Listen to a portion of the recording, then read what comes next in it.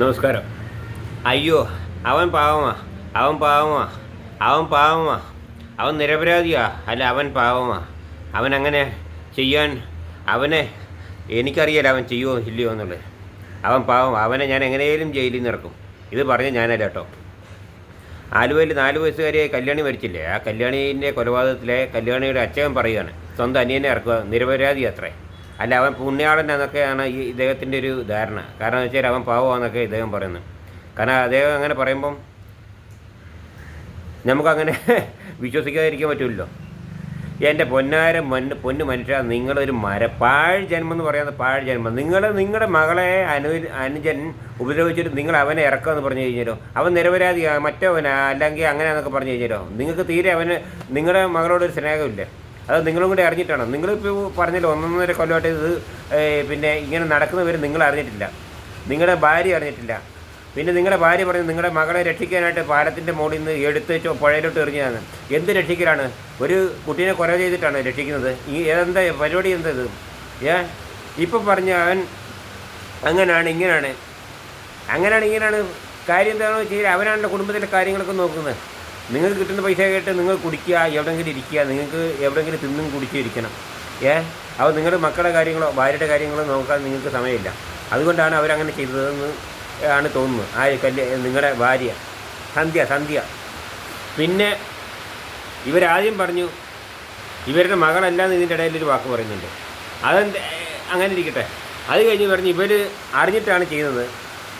ഇവനെ എല്ലാ വിവരവും ഇവർക്ക് നിങ്ങളുടെ ഭാര്യയ്ക്ക് അറിയാം, എല്ലാ വിവരവും അറിയാമെന്ന് പറഞ്ഞു. പിന്നെ പറഞ്ഞ് ഇപ്പോൾ അറിയത്തില്ല. എന്തൊക്കെയാണ് ഓരോ സോഷ്യൽ മീഡിയയിൽ ഓരോ ന്യൂസുകൾ വരുന്നത്. അതായത് TV ചാനലൊക്കെ എന്തൊക്കെ ന്യൂസുകളാണ് വരുന്നത്. ഇനി ഒരുപാട് ന്യൂസുകൾ വരാനുണ്ട്. ഇത് ശരിക്കും നിങ്ങൾക്ക് 2 തന്നത് നിങ്ങളെ ചോദ്യം ചെയ്യാൻ വേണ്ടി. കാരണം നിങ്ങൾ കുറേ അറിയും, കുറേ അറിയില്ല. പിന്നെ അവ പാവമാണെന്ന് പറഞ്ഞു. പിന്നെ നിങ്ങൾ പറഞ്ഞു നിങ്ങളുടെ കുട്ടിയോട് ചെറിയച്ഛന് നല്ല സ്നേഹമായിരുന്നു നിങ്ങളുടെ അനിയനെ.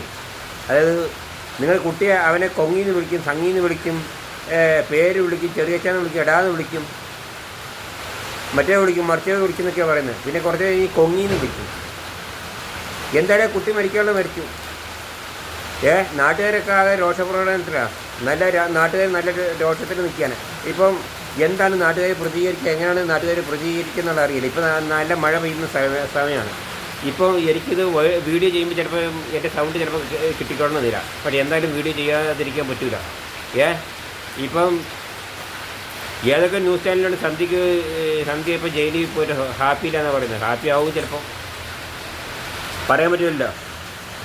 എന്തായാലും കൊള്ളാം. നാട്ടുകാരുടെ പ്രതികരണ രീതി, നാട്ടുകാർക്ക് ഇവിടെ കൈ കിട്ടി കഴിഞ്ഞാൽ നാട്ടുകാരുടെ പ്രതികരണ രീതി എങ്ങനെയാണെന്നുള്ള അറിയില്ല. നാട്ടുകാരൊക്കെ ആകെ രോട്ടം കൊണ്ടിരിക്കുകയാണ്. എന്തായാലും വരുന്നതൊക്കെ അനുഭവിക്കാനേ പറ്റുള്ളൂ. ഈ വക ആവശ്യമൊന്നും ഉണ്ടായിരുന്നില്ല. സ്വന്തം മകളെ കൊല്ലപ്പെടുത്തുക, അത് എന്തിനാണ് അറിയാം കൊലപ്പെടുത്തുന്നത്? അച്ഛൻ 2ാമത് വിവാഹം കഴിക്കാൻ പോവാന്ന്. ഇവനെ സന്ധ്യയുടെ ഭർത്താവ്. അപ്പം അങ്ങനെയൊക്കെ ആയപ്പോൾ മനസ്സിനൊരു വിഷമം വന്നു. പിന്നെ 2ാമത് വേറൊരു പ്രശ്നം, ഈ കുട്ടിയോട് കല്യാണിയോടാണ് വീട്ടുകാർക്കെല്ലാം കാര്യം. എന്നെ ഒറ്റപ്പെടുന്നതായിട്ട് അവർക്ക് തോന്നുവാണ്.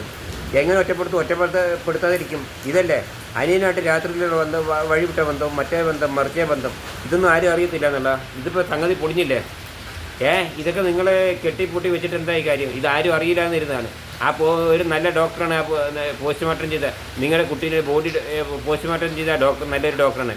അദ്ദേഹം ഇത് വ്യക്തമായിട്ട് പോലീസിനോട് എല്ലാ കാര്യവും പറഞ്ഞു. അങ്ങനെയാണ് ഇപ്പോൾ ഇതൊക്കെ സംഗതി പൊളിഞ്ഞത്. ഇത് പോസ്റ്റ്മോർട്ടം ചെയ്യാതെ കുട്ടീനെ മറവ് ചെയ്യാൻ, കുട്ടീനെ കവറടക്കാനുള്ള പരിപാടിയാണ്, ശവമടക്കി എങ്ങനെയും കഴിച്ചിലാകാനുള്ള പരിപാടിയാണ്. പക്ഷേ അത് നടന്നില്ല. ആ പോസ്റ്റ്മോർട്ടം ചെയ്ത ഡോക്ടർ വ്യക്തമായിട്ട് എല്ലാ കാര്യങ്ങളും കറക്റ്റായിട്ട് ക്ലീനായിട്ട് പോലീസുകാരുടെ വ്യക്തമാക്കി പറഞ്ഞതിന് ശേഷമാണ് ഇപ്പോൾ ഈ പോസ്റ്റ്മോർട്ടം നടത്തി സംഭവം ഇപ്പോൾ തെളിഞ്ഞത്. അതിലെ നീയൊന്നും ഇപ്പോഴും പിടിക്കപ്പെടാനും പോണില്ല, രക്ഷപ്പെട്ടു എങ്ങനെയായാലും പിന്നെയും ചെയ്യത്.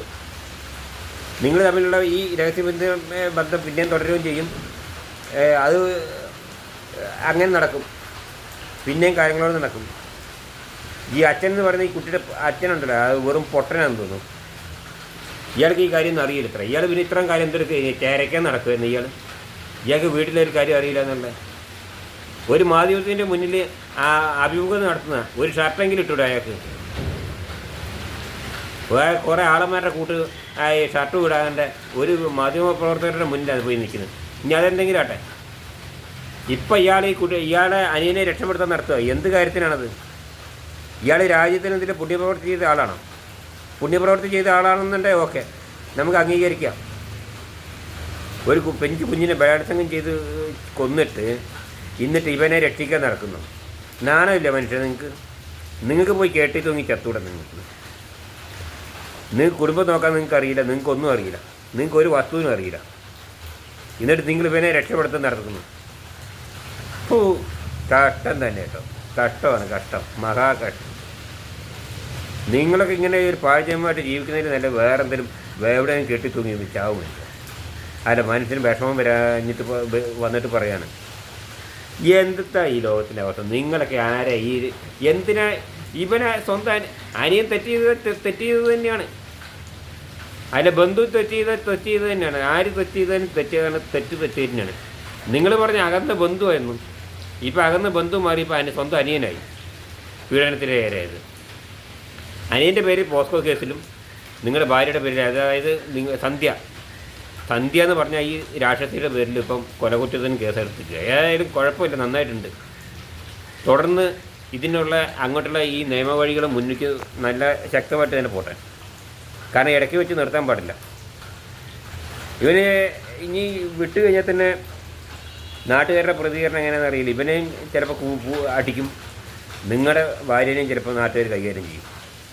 ഇപ്പം തന്നെ അവിടെ ഒരു സ്ത്രീ രോഷാകുലരായിട്ട് വർത്തമാനം പറയുന്നുണ്ട്. അവളെ നിങ്ങൾ കൈ കിട്ടട്ടെ, അവളുടെ മോന്ത അടിച്ച് പൊട്ടിക്കണം എന്നുള്ള രീതിയിൽ ഒരു സ്ത്രീ അവിടെ പറയുന്നുണ്ട്.